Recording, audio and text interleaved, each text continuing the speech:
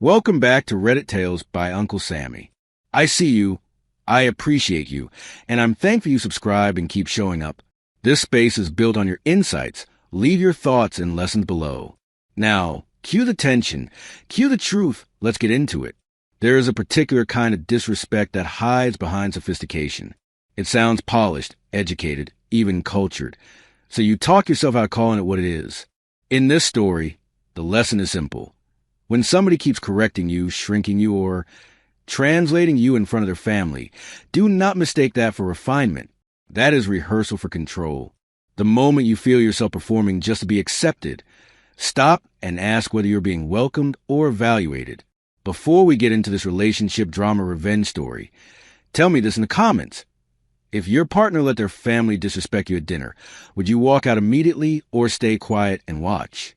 Like, share and subscribe for more original relationship stories about betrayal, family pressure, and quiet revenge that hits harder than yelling ever could.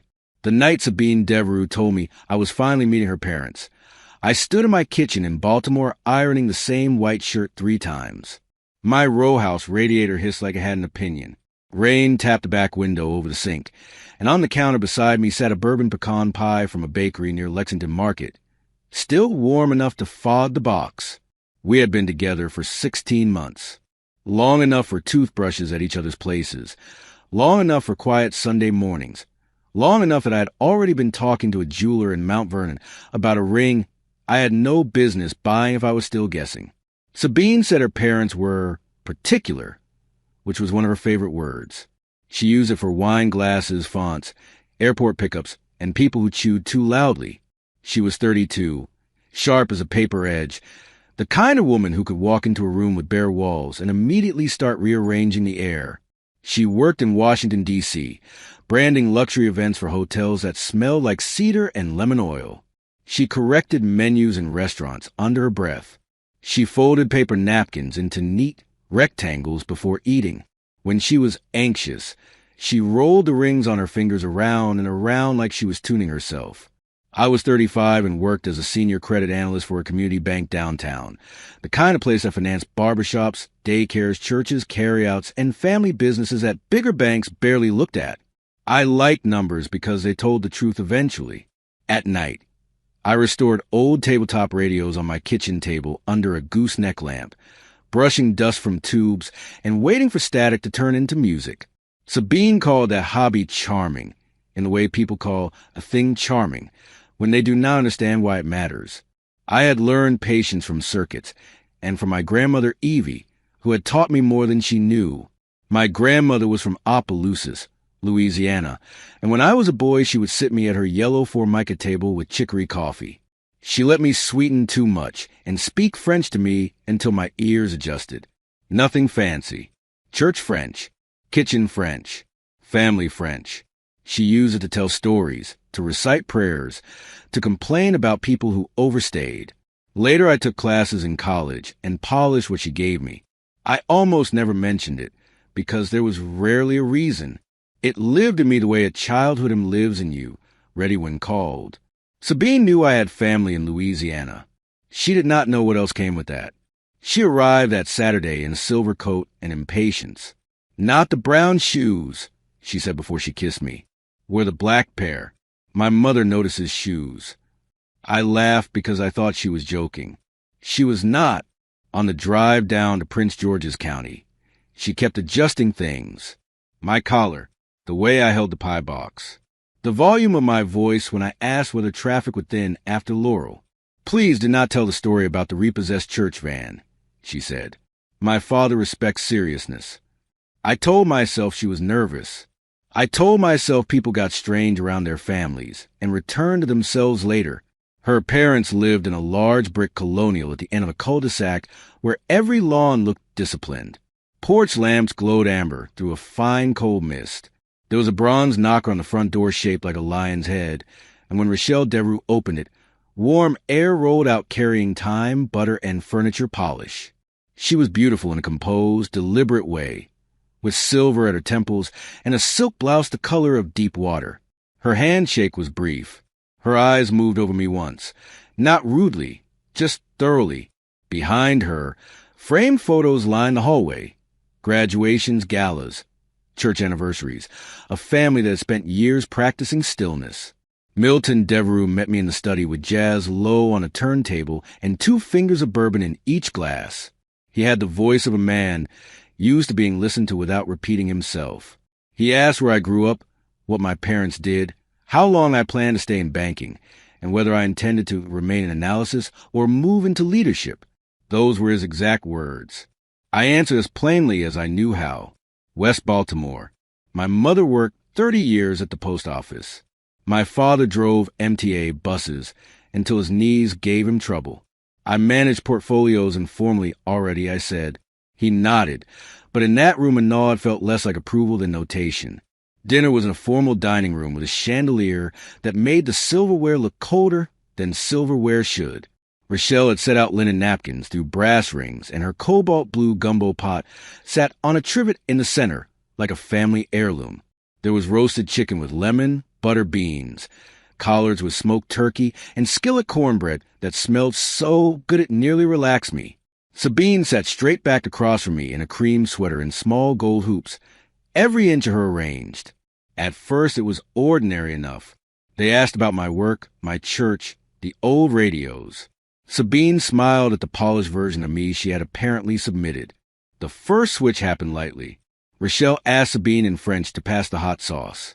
Sabine answered in French without looking at me. I barely reacted because families do what they do, and I had no reason yet to hear threats in it. Milton joined with a comment about the weather. Sabine laughed. Then Rochelle's eyes flicked to me and back to her daughter. "I l'air fiable," she said. "He looks reliable. Not cruel on its face. Just cool." Appraising. Sabine answered, "Oui. Au moins, ca." "Yes, at least that." She reached for her water, as if they had discussed table salt. I set my fork down very carefully. Sometimes when you understand a language people think you cannot, the first feeling is not anger. It is confusing. Your mind searches for alternative meanings, kinder translations, any possibility that you heard wrong. Milton asked me in English whether I followed baseball. Then to Sabine in French. "He has no edge, but perhaps that calms you." Sabine gave a small shrug. "He is restful." Restful, not kind, not intelligent, not funny. Restful like a hotel lobby lamp. I tasted metal under my tongue. The room stayed warm, the food stayed good, and something under my ribs went hard. I looked at Sabine then, really looked. There was no strain on her face, no guilty flinch, no private signal that this was a performance for difficult parents. She was comfortable, worse than comfortable. She was fluent in it. Rochelle asked in English if I wanted more collards, and before I answered she turned to her daughter again. "Et l'autre?" she said in French. "The attorney?"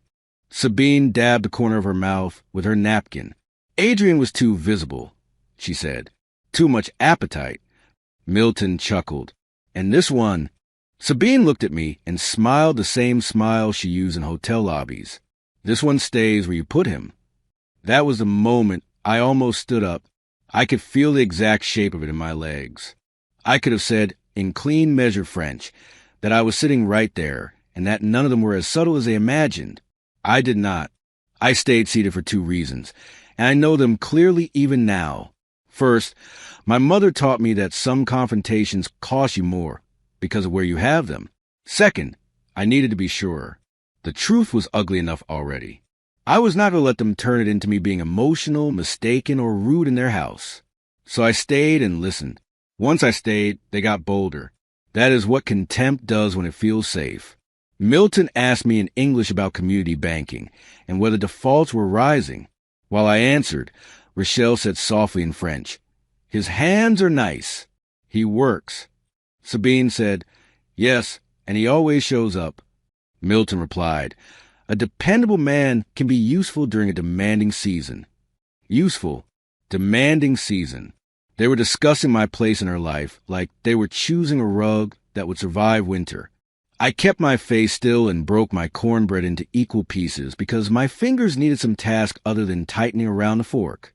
The worst part was not Milton and Rochelle. It was Sabine's ease. I could have forgiven family arrogance before I could forgive intimacy used as camouflage. They mentioned Adrian again, the former fiancé I knew about only in broad strokes. Corporate law, expensive watches. The kind of man Sabine described once as all motion. Rochelle asked whether she missed that level of ambition. Sabine stirred her water and said, "Ambition is loud up close." I wanted quiet. Milton answered, "Quiet is not the same as depth." Sabine's mouth twitched. "I know." Then she looked up and asked me, in English, whether my mother's sweet potato pie recipe used nutmeg. At some point, Rochelle brought out salad plates for dessert, and the pecan pie I had carried in suddenly looked foolish, like a child's contribution to adults. She thanked me for it with exact politeness. Milton told a story in English about commuting into the city in the 80s, then turned to French again when I complimented the gumbo. At least he recognizes good food, he said. Sabine laughed, low and brief. That is because he was raised with ordinary things. I still remember the sound of the chandelier crystals when the heat kicked on. Tiny clicks over my head while they reduced my whole life to something serviceable and small. Shame is a strange thing. It does not always arrive as humiliation. Sometimes it comes dressed as self-investigation. Sitting there, I began revising myself in real time. Was my suit too plain? Had I spoken too softly in the study? Had I made the wrong joke in the hallway when Milton asked if I followed football? Did I say ma'am too much? The brain gets busy when the heart is cornered. I even found myself trying to earn back dignity from people who had already shown me they had no interest in giving it. That embarrassed me more than their French ever could. I hated my own need at that moment. The mocking never became dramatic. That is part of what made it cruel. It stayed elegant all night. Small cuts, a correction here, a comparison there, an assumption that my silence meant ignorance. Rochelle asked whether I attended the symphony. Sabine answered for me in English. He likes simpler places. That was not true. I liked whatever moved me. In French, Milton said, "Do not overtrain him." Rochelle answered, "I am not building one." Sabine smoothed her napkin flat beside her plate. "No, he is for peace." She said it almost tenderly, and that tenderness made my stomach turn harder than the rest. When we left, the mist had become a real rain. Sabine tucked herself into the passenger seat, kicked off her heels, and exhaled like a woman relieved after a successful performance. "That went better than I expected," she said. My hand stayed at 10 and 2 on the wheel. The wipers beat a nervous rhythm across the glass. "Did it?" I asked. "Yes," she said. "My father did not interrogate you to death, and my mother liked your pie." I waited. I gave her a full minute of wet road and dashboard glow to choose honesty. She never reached for it. "You were a little stiff," she said finally, "but nothing I cannot work with." I nearly laughed then because it was so naked. Work with, as if I were a presentation draft, as if she had just finished reviewing a venue proposal.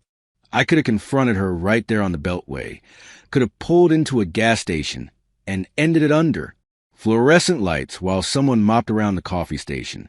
I did not, and that was my second choice point, one I have judged myself for. I stayed quiet because I wanted to see what love looked like once disguise was no longer available to me. I wanted to know whether the dinner had been an exception or simply the first honest room I had entered. The next week I rode the train into Baltimore with their words packed in my chest like wet cloth. Penn Station smelled like coffee, Old Stone, and wool coats drying. A bus sighed at the curb outside. A man in a knit cap was arguing softly into his phone near the newsstand. Everything ordinary looked sharpened. At work, I reviewed a daycare expansion loan and caught myself staring at a row of projected numbers without reading them. Restful, useful, for peace. The phrases are replayed with perfect pronunciation. I had restored enough radios to know when static was not in the room, but in the wiring behind the wall. Once I knew, other moments rearranged themselves. Sabine correcting the way I pronounced a sommelier's name when I had said it was fine. Sabine told her friends at brunch that I was not really into art because I did not like one museum exhibit she loved. Sabine laughed when I said I might mentor junior analysts and told me, "You are so good where you are." I had mistaken those moments for habits of tone, the rough edges of a high-performing woman under stress. Now they snapped together into a picture I had been standing too close to see.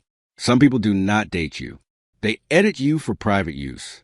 Sabine called that Wednesday with her usual clipped energy. She wanted to come by her apartment in Navy Yard and look over revised numbers for a studio she planned to launch. Part branding, part intimate events, part consulting for boutique hotels. I had already spent 2 weekends helping her untangle vendor costs and write realistic cash flow assumptions. I said I had work. She was silent for a beat too long. You always have work, she said. That is one of your core settings. I looked out my office window on a gray afternoon over downtown and thought, there it is again.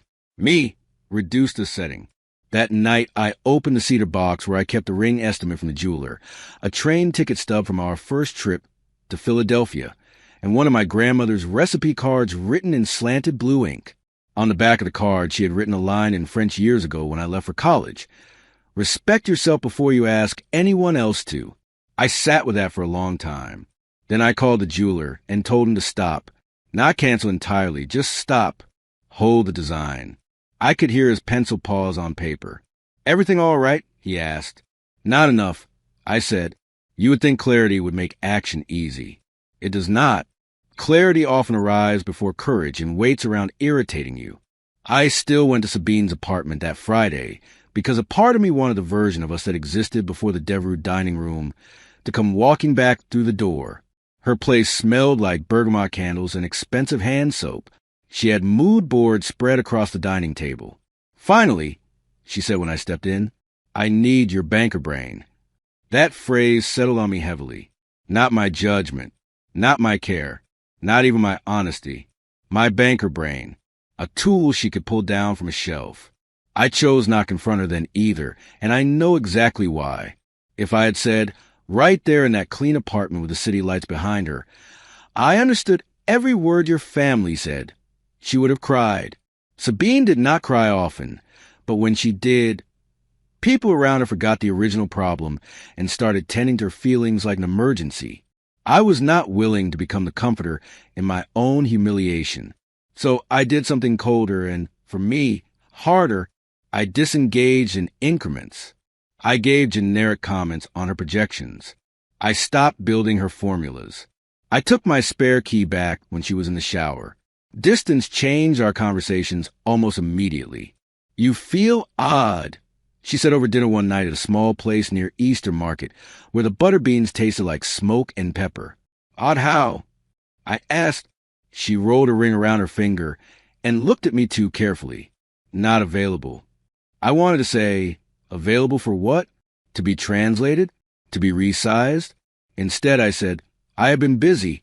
She leaned back. You disappear when I need structure. I almost admired the sentence. It moved all the furniture around so she could become the deprived one. Maybe I am tired of being your structure, I said. Her fork stopped halfway up. The holiday season puts pressure on everything. The bank was swamped with end-of-year renewals.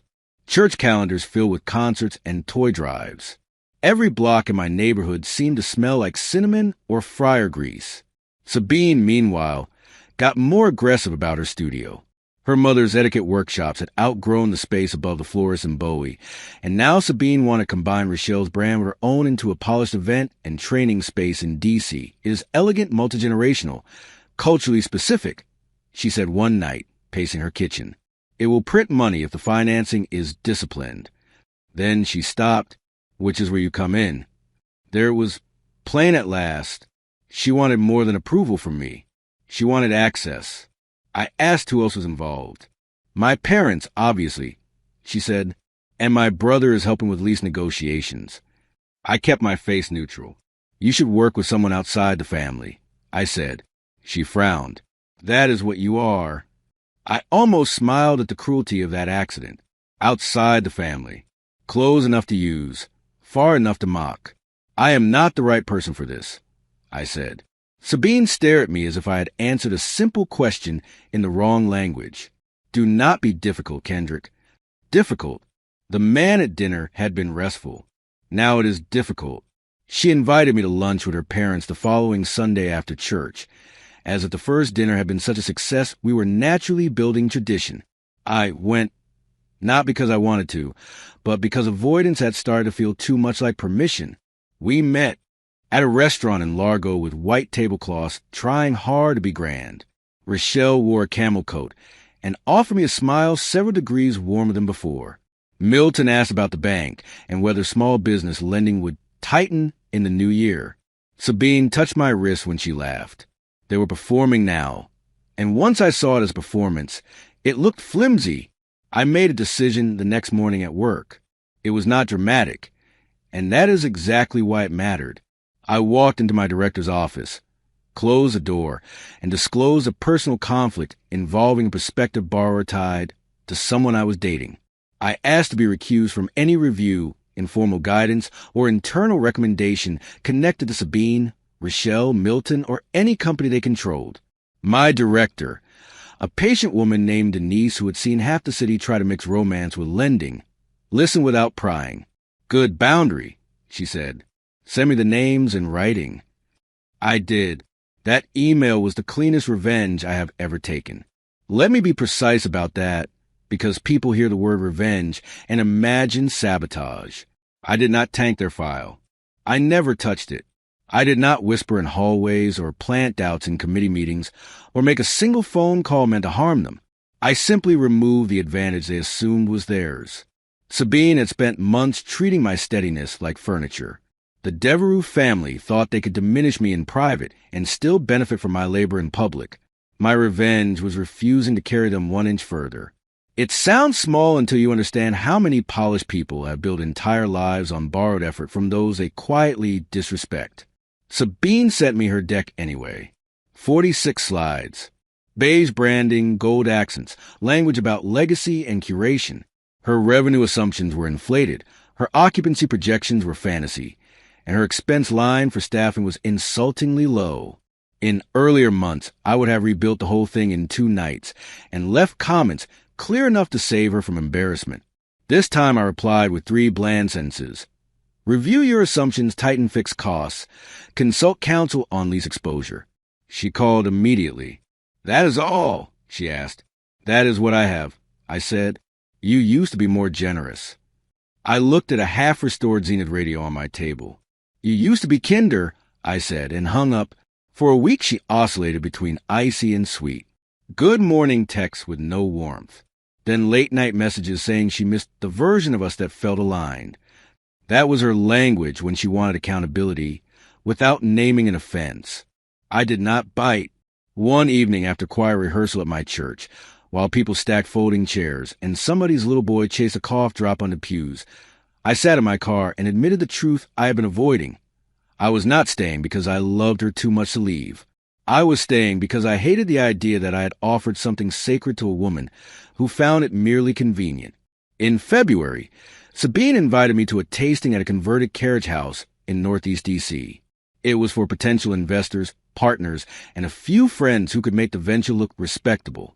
"Please come," she said, voice low and measured. "I need us to look normal." That sentence should have ended the conversation by itself. Instead, I said yes because I had grown tired of half-truths and partial exits.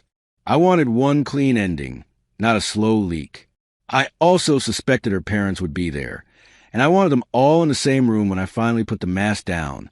Not for spectacle, for accuracy. The carriage house had exposed brick, hanging greenery, candles in hurricane glass, and servers drifting through with crab toast points and tiny spoons of shrimp and grits. The room smelled like rosemary and money. Sabine wore a forest green dress and the expression she saved for donors, all warm with calculations behind it. Rochelle greeted guests near a display board about modern etiquette for executive spaces.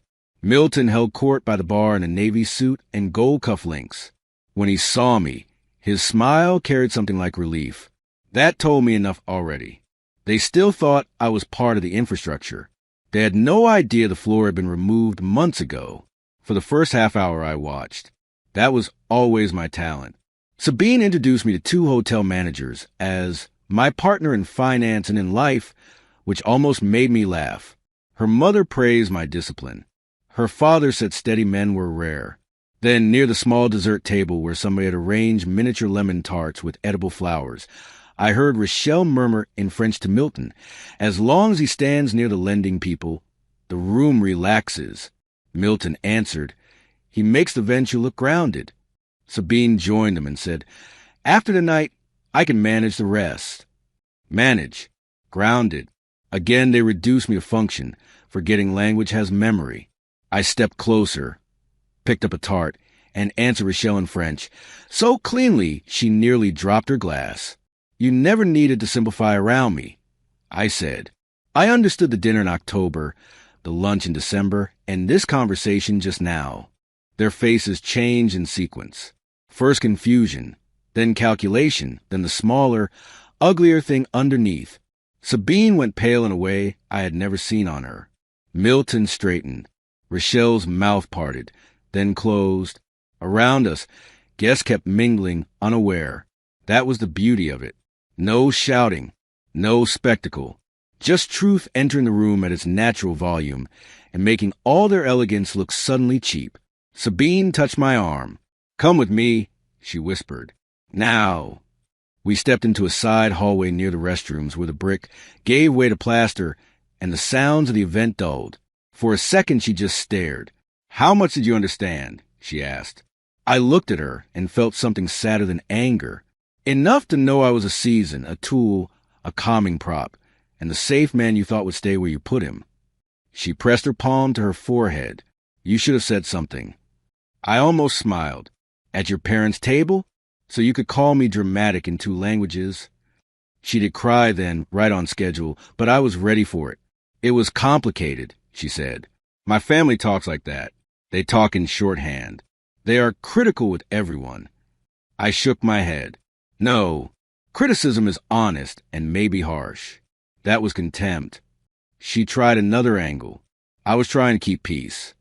"By joining them?" I asked. "By translating me into something smaller." She covered her mouth for a second, then said the only true thing she had said all night. "I did not think you would ever know." That landed cleaner than any apology could have. There is a freedom in hearing the truth from the person who benefited from your ignorance. I took a small envelope from my coat pocket and handed it to her. Inside was a spare key to my place, the photo strip from our first date, and the printed jeweler's sketch of a ring she was never going to wear. I had folded that sketch once down the middle, then flattened it back out. "I was going to ask you to marry me in December," I said. Her eyes widened with an almost childish shock, which angered me more than tears had. "Do not," I said quietly when she reached for my hand. "Please do not turn this into a tragedy about timing. This is about character." Milton found us before she could answer.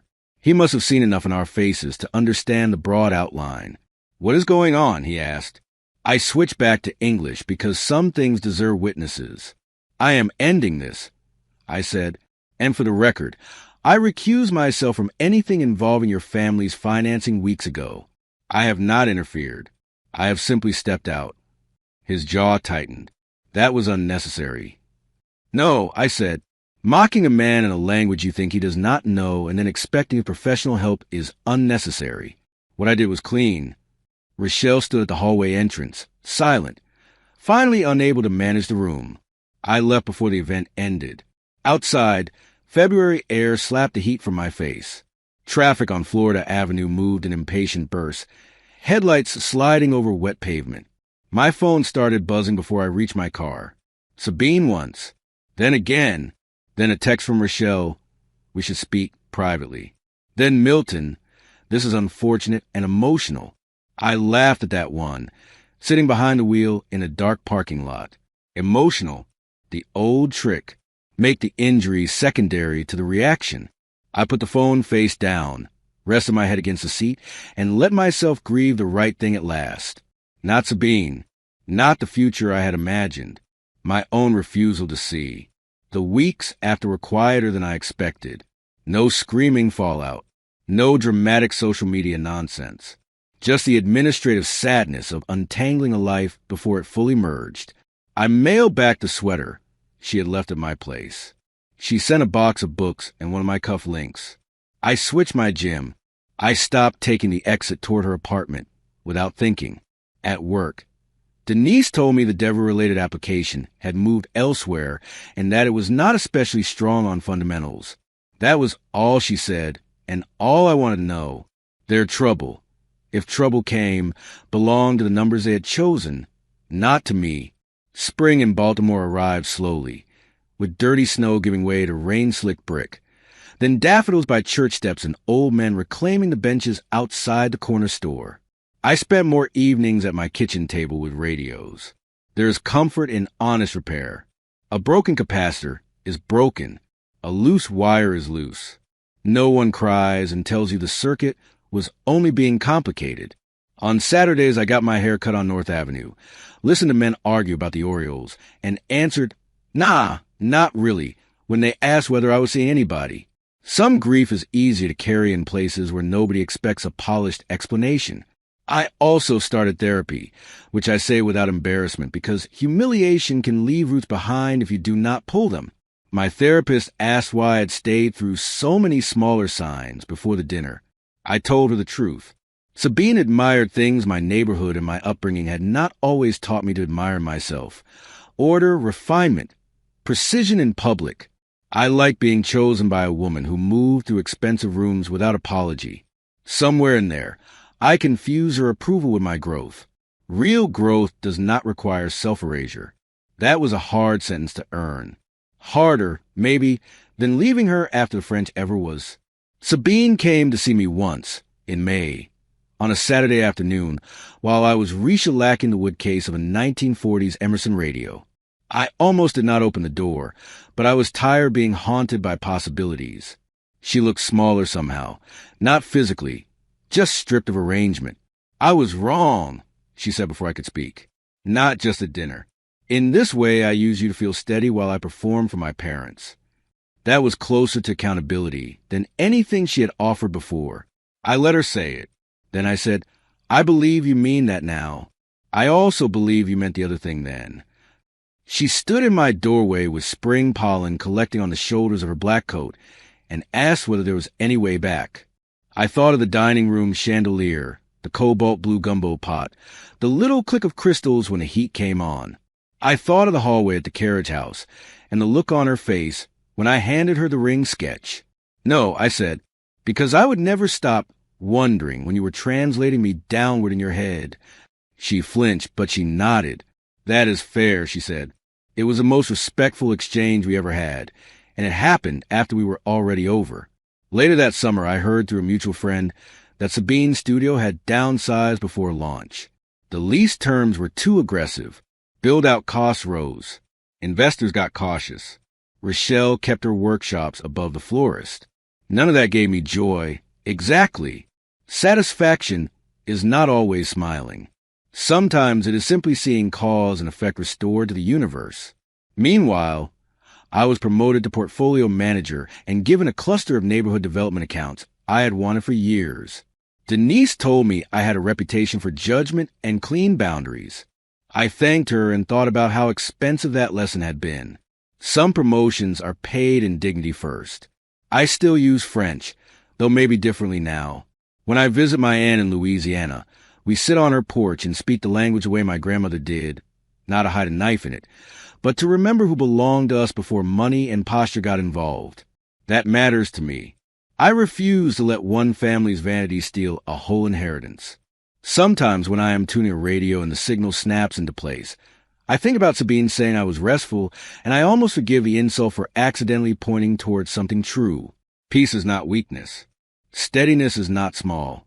Quiet is not emptiness. What I learned is that revenge does not always look like ruin. Sometimes it looks like withholding your labor from people who assumed they were entitled to it. Sometimes it looks like one sentence spoken at the right moment in the language they use to diminish you. Sometimes it looks like mailing back a sweater, recusing yourself cleanly, and choosing not to spend another year explaining your own worth. They thought I was the kind of man who would stay where he was put. They were wrong. I moved myself. I kept my name intact. And the first honest thing I built after that was a life nobody could translate smaller. The part of this story that stays with me is not the French. It is the pattern around it. The corrected shoes in the car, the banker brain on demand, the way Sabine said she needed them to look normal, and the quiet email where Kendrick recused himself instead of playing savior. That is what boundaries often look like in real life. Not a dramatic speech. Just a clean refusal to keep financing disrespect with your time, skill, and silence. If the story got under your skin, comment self-respect below. Like this video. Share it with someone who has ever been underestimated. And subscribe for more original first-person relationship drama, family betrayal stories, breakup revenge stories, and hard-earned endings where dignity matters more than getting the last word. The end.